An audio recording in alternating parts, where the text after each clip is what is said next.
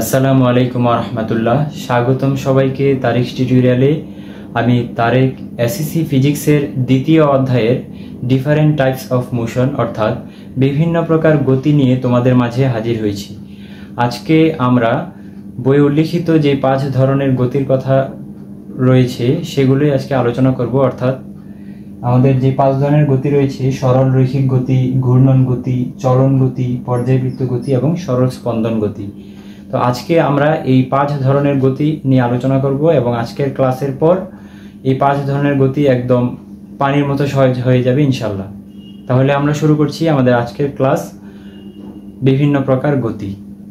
তাহলে প্রথমেই যদি আমরা প্রথম যে গতিটা রয়েছে সেটা নিয়ে আলোচনা করি, অর্থাৎ সরল রৈখিক গতি। এবার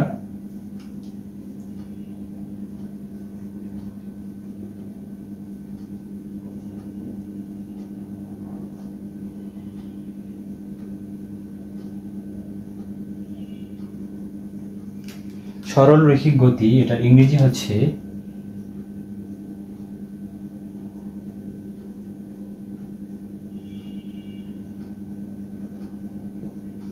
লিনিয়ার মোশন। এবার আমরা যদি একটা উদাহরণের কথা চিন্তা করি, অর্থাৎ নামের সাথে আমরা সংজ্ঞাটা খুব সহজে তৈরি করতে পারি। সরল রৈখিক গতি অর্থাৎ সরল রেখা বরাবর যে গতিটা থাকে সেটাই হচ্ছে সরল রৈখিক গতি। আমরা একটা রাস্তার কথা চিন্তা করতে পারি যে একটা সোজা রাস্তা দিয়ে যদি কোনো একটা গাড়ি চলতে থাকে তাহলে সেখানে যে গতিটা হবে সেটাই হচ্ছে সরল রৈখিক গতি। তাহলে আমরা যদি একটু সংজ্ঞা আকারে লিখি তাহলে যেটা দাঁড়ায়,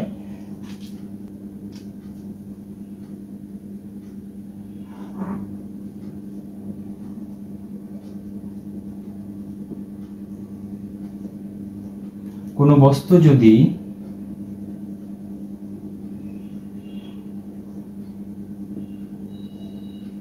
সরল রেখায় যায়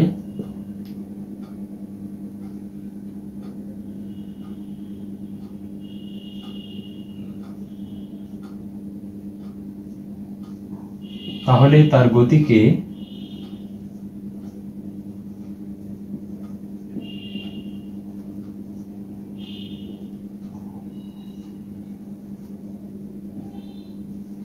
সরল রৈখিক গতি বলে। অর্থাৎ একটা সোজা রাস্তা, অর্থাৎ এটাকে আমরা যদি একটা রাস্তা ধরে নিই তাহলে এই রাস্তা বরাবর যদি কোনো একটা গাড়ি চলতে থাকে তাহলে এই গাড়িটা যেভাবে সোজা পথে চলতেছে সেটাই হচ্ছে সরল রৈখিক গতি। এবার আমরা যদি সরল রৈখিক গতিটা বুঝে থাকি তাহলে আমরা এবার ঘূর্ণন গতি নিয়ে আলোচনা করব। এবার আলোচনা করব ঘূর্ণন গতি।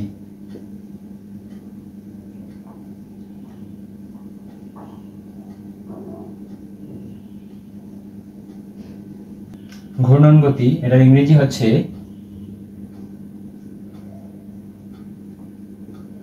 Circular motion.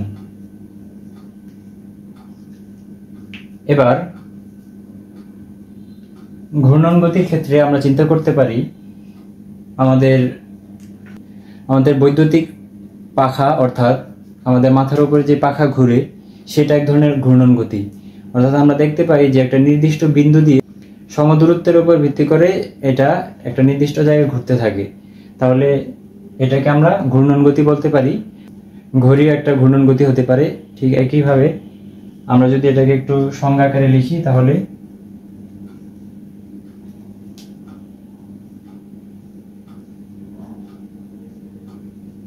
কোনো বস্তু যদি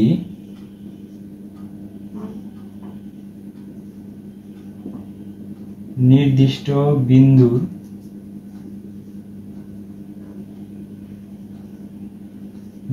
বিন্দু হতে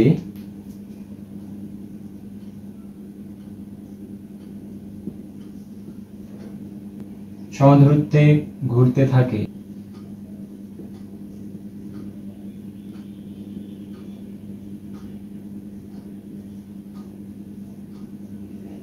তাহলে তার গতিকে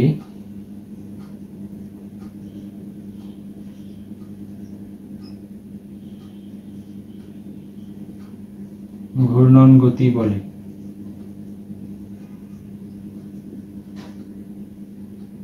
উদাহরণ হিসেবে রাখতে পারি আমরা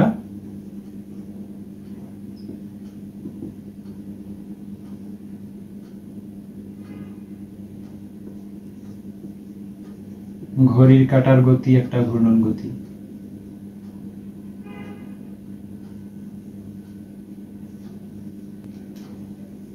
আশা করি ঘূর্ণন গতি বুঝতে পেরেছ।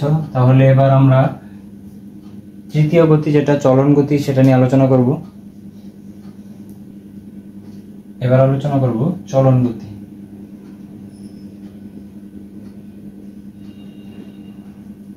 চলন গতি এটা ইংরেজি হচ্ছে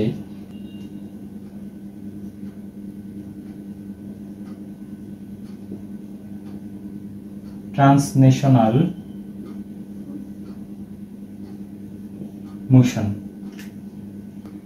তো চলন গতির উদাহরণ হিসেবে আমরা বলতে পারি, আমরা ছোট সময় থেকে দেখে আসছি যে আকাশপথে যে যুদ্ধ বিমানগুলো চলে সেখানে প্রায় অনেকগুলো বিমান একসাথে চলাফেরা করে, এবং বিমানের সামনে যে বিমানটাকে দেখা যায় তার পেছন দিয়ে যে বিমানগুলো চলাফেরা করে সেগুলোর দিকে লক্ষ্য করলে আমরা দেখতে পাই যে ওখানে একটা নির্দিষ্ট দূরত্ব থেকে তারা একই দিকে একই সময়ে একই দূরত্ব অতিক্রম করে, তাহলে সেটাই হচ্ছে চলন গতি। আর একটু সহজ উদাহরণ হিসাবে যদি আমরা দেখি যে আমরা একটা টেবিলের উপরে একটা বই রেখে সেই বইটাকে যদি আমরা টেবিলের এক পার্শ্ব থেকে ধাক্কা দিয়ে অন্য পার্শ্বে পাঠাই, তাহলে এর মধ্যে সমান সময়ে সমান দূরত্ব অতিক্রম হবে, তাহলে সেই দূরত্বটাকে চলন গতি বলা হয়ে থাকে। এবার যদি আমরা সেটাকে একটু সংজ্ঞা আকারে লিখি তাহলে যেটা দাঁড়ায়,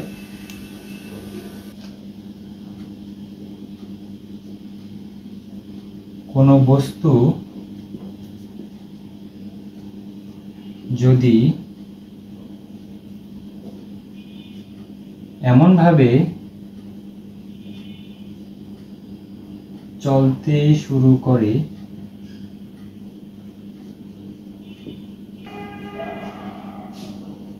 যেন বস্তুটির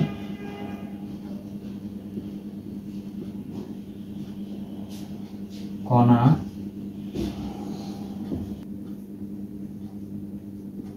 একই সময়ে একই দিকে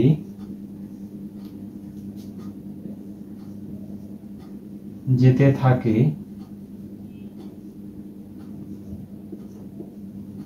তাহলে সে গতিকে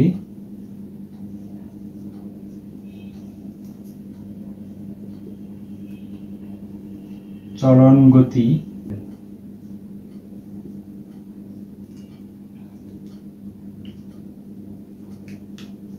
আশা করি বিষয়টা বুঝতে পেরেছ।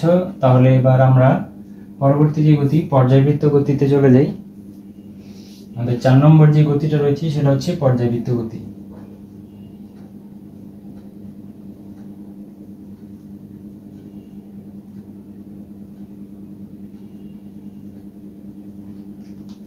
এটার ইংরেজি হচ্ছে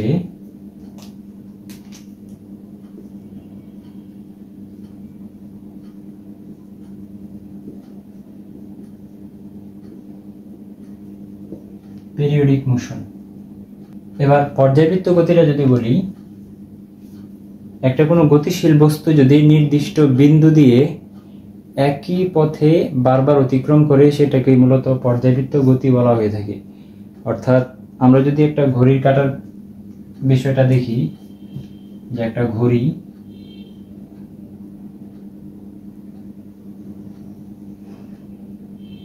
এবং এই ঘড়ির মধ্যে 3টি কাঁটা থাকে,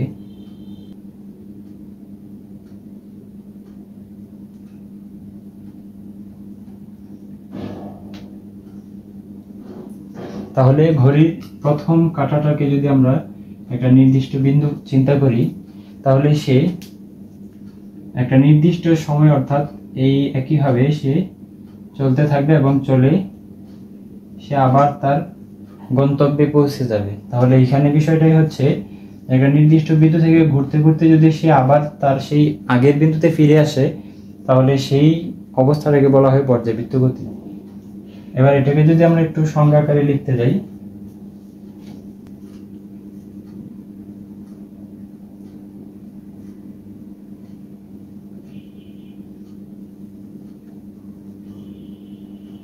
গতিশীল বস্তু যদি নির্দিষ্ট সময়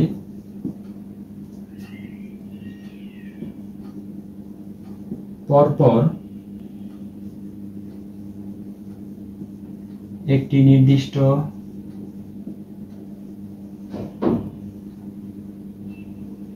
বিন্দু দিয়ে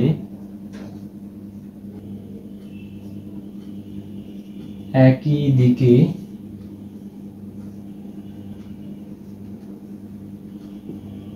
একইভাবে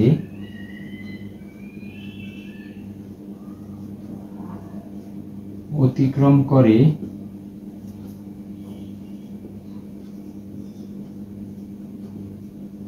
তাহলে তার গতিকে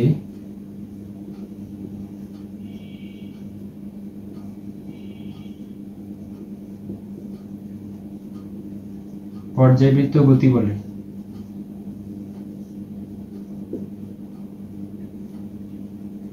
তাহলে পর্যায়বৃত্ত গতির বেশ কয়েকটা উদাহরণ রয়েছে, সেখান থেকে উল্লেখযোগ্য বলতে পারি ফ্যানের গতি একটা পর্যায়বৃত্ত গতি, তারপরে রয়েছে ঘড়ির কাঁটার গতি, আবার সূর্যকে কেন্দ্র করে পৃথিবী ঘুরছে সেটাও একটা পর্যায়বৃত্ত গতি।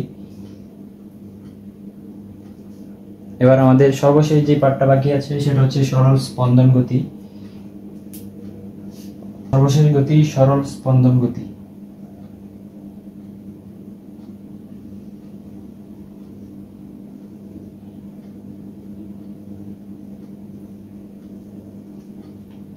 এটার ইংরেজি হচ্ছে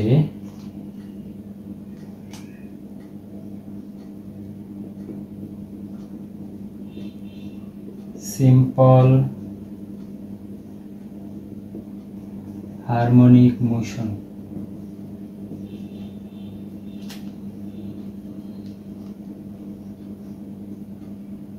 এবার সরল স্পন্দন গতি কি?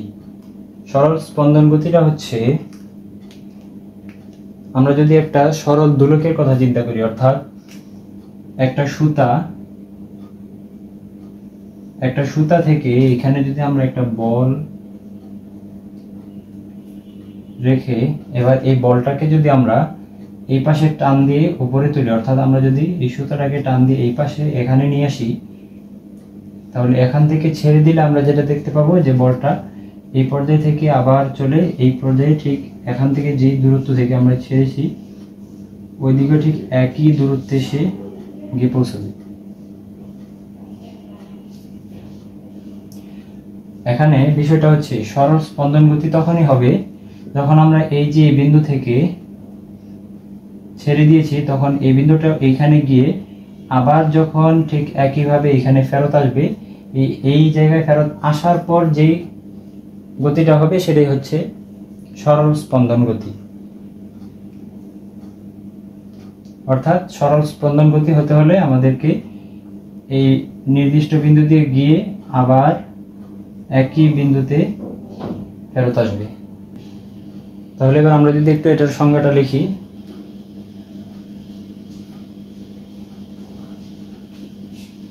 একটি নির্দিষ্ট বিন্দুর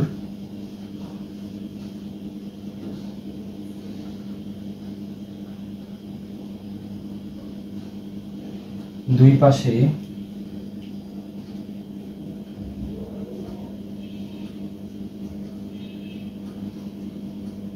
কোনো বস্তু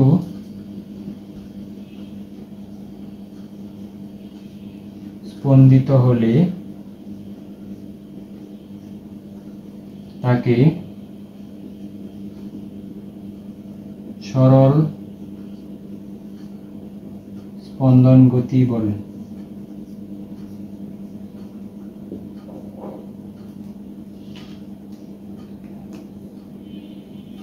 তাহলে এখানে একটা বিষয় আছে, সেটা হচ্ছে সরল স্পন্দন গতিতে হচ্ছে নির্দিষ্ট বিন্দুতে, অর্থাৎ আমরা যেটা দেখতে পেয়েছিলাম চিত্রের মধ্যে যে এখান থেকে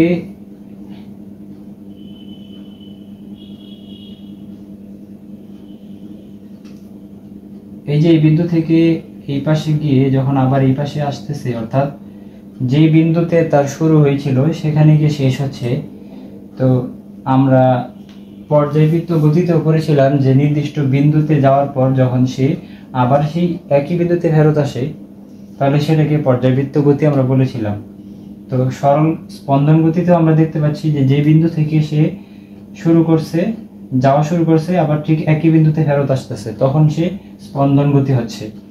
তো আমরা এই ক্ষেত্রে একটা বিশেষ ক্ষেত্রে বলতে পারি যে সকল স্পন্দন গতি আসলে পর্যায়বৃত্ত গতি, কিন্তু সকল পর্যায়বৃত্ত গতিকে আবার স্পন্দন গতি বলা যাবে না, কারণ পর্যায়বৃত্ত গতি কিন্তু আবার একদম পুরো একটা সার্কেল তৈরি করে, অর্থাৎ নির্দিষ্ট বিন্দু দিয়ে একদম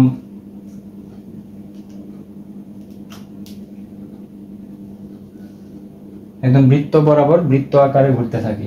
তাহলে পর্যায়বৃত্ত গতিকে আমরা স্পন্দন গতি বলতে পারবো না, কিন্তু স্পন্দন গতিকে আমরা আবার পর্যায়বৃত্ত গতি বলতে পারি। তাহলে এটাই ছিল মূলত আজকের বিভিন্ন প্রকার গতি নিয়ে আলোচনা। আশা করি তোমরা বিষয়টা বুঝতে পেরেছ। পরবর্তী ক্লাসে আমরা যেই দুটো রাশি রয়েছে, স্কেলার রাশি এবং ভেক্টর রাশি, সেটা নিয়ে আলোচনা করব। সে পর্যন্ত সবাই ভালো থেকো, সুস্থ থেকো এবং এই ভিডিওটা তোমাদের বন্ধুদের মাঝে ছড়িয়ে দিও। তাহলে আজকে এই পর্যন্তই। আল্লাহ হাফিজ।